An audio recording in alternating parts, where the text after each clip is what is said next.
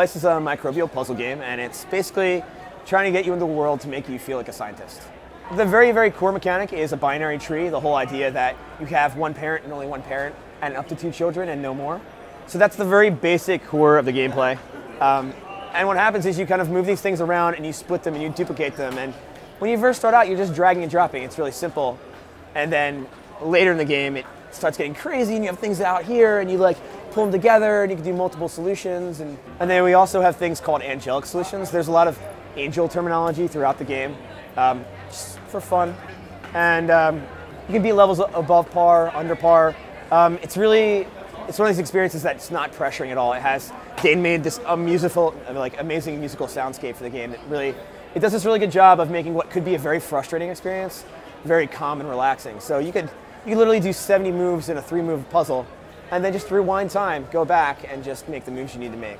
I was actually at Indiecade last year. I was catastrophically ill, and I had a fever of about 110 degrees. Somewhere in there, the idea of messing around with microbes came up, and I'm not really sure where it came from, but it was like kind of playing around in space. And I made the prototype there because I was too sick to actually go to any of the Indiecade I hated the prototype. It's funny, our last 2 games have been like this. They hated my prototype. And same thing, like before we did Pulse, you were at Indiecade, you came up with the idea, we hated it, you polished it up a bit, we liked it. We did the same thing with Splice, so I guess we still have this sort of love-hate thing going on with all of our games. So there's 7 sequences with 7 levels in each one. And every sequence introduces a new gameplay dynamic that really drastically alters the game. And all the dynamics, because of the way the space works out, kind of stack on top of each other. Think of that and then apply it into a pattern recognition game and a puzzle game. It's kind of got that dynamic. But we wanted the game to be like something achievable that you could beat. So like, the last time I've actually beaten a game was for a shard. And it was because it was this great experience, but it wasn't too long. And a lot of games we feel like have been too long. So after you get past that 7, we tell you like the game is over, it's cool. But if you go back to the beginning, there's a little thing that says origin or epilogue. You can click it, the logo flips around. You can click the logo, and then there's these epilogue levels, and there's another 7 of 7.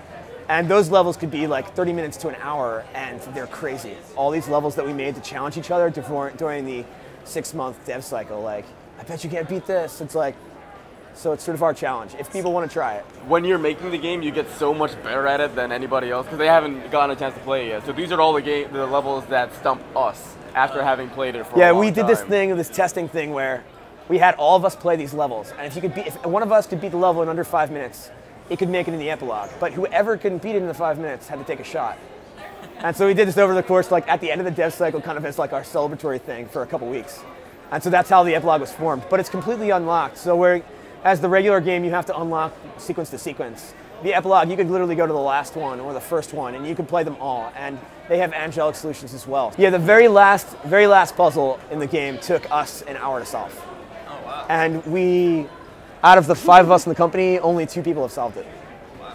And we have stats in the game, so like 17 people have solved it so far. So it's a challenge if people want to try it. So right now we've just been using we've been using Google Analytics in the back end to kind of just track to make sure that, because the game's completely instructionless, we wanted to make sure that people weren't getting too caught up on one level, so we could do updates and stuff.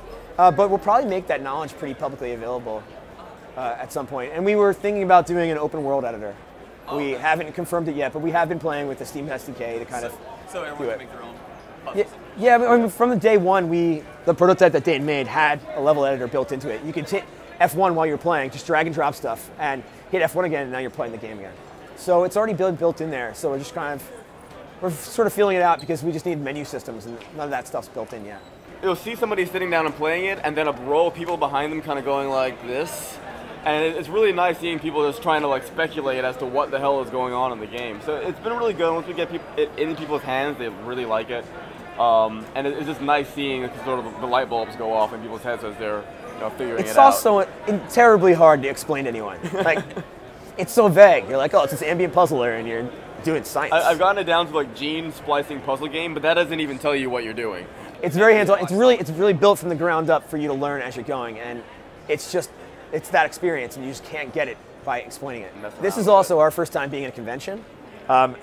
Definitely PAX, and so I didn't really know about PAX until a couple weeks ago. I'm like the worst nerd of all time, and it is so awesome. So I think we're like a little blown away by many PAX. people. So it's on Steam, Mac PC.